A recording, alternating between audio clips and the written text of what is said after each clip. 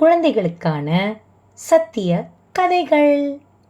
கதை எண் 2, ஒளியும் இருளும். ஹலோ குட்டி, இன்னைக்கு நாள் எப்படி இருந்துச்சு? ஹாப்பியாக இருந்தீங்களா? நல்லா சாப்பிட்டீங்களா? ப்ரேயர் பண்ணிங்களா? ஓகே, இப்போது நம்ம எல்லாரும் ரொம்ப அமைதியாக உட்கார்ந்து ஒரு அழகான கதை கேட்கலாமா?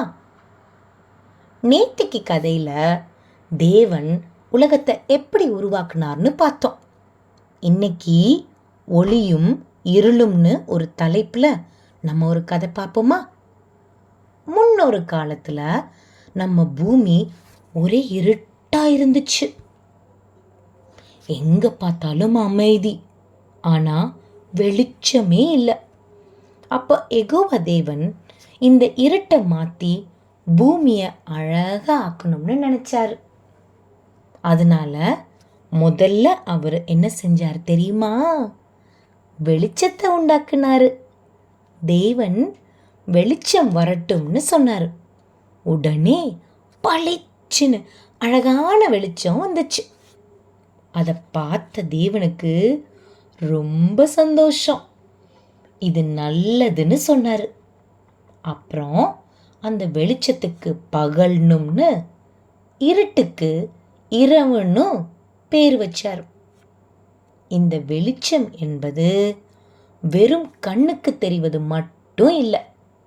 அது தேவனுடைய ஒழுங்கையும் சத்தியத்தையும் குறிக்குது.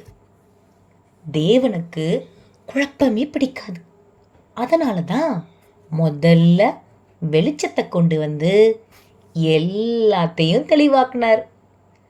பகல்ல நாம் விளையாடலாம், படிக்கலாம், பூக்களையும் மரங்களையும் பார்த்து ரசிக்கலாம்னு வெளிச்சத்தை தந்தார். இரவுல நல்லா தூங்கி ஓய்வெடுத்து அடுத்த நாளுக்கு எனர்ஜியாக இருக்க இருட்டை தந்தார்.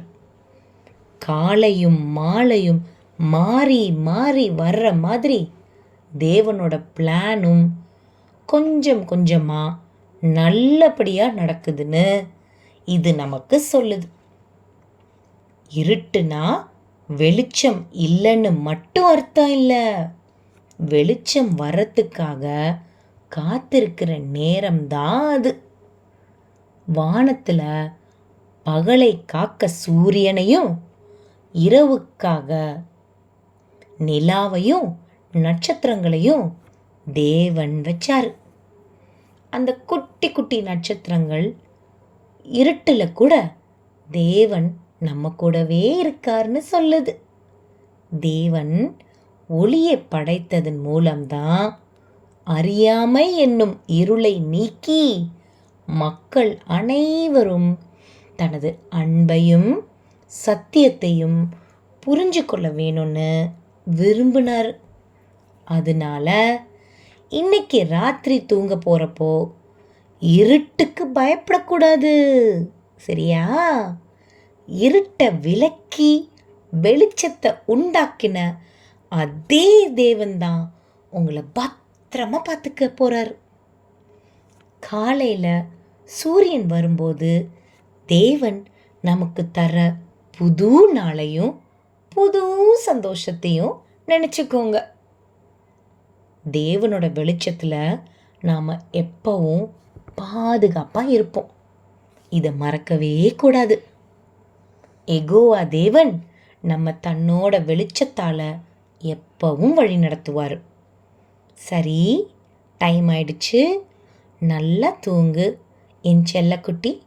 நாளைக்கு காலையில் ஒரு விசேஷமான பரலோக மன்னாவோட நாம் சந்திப்போம். Good night.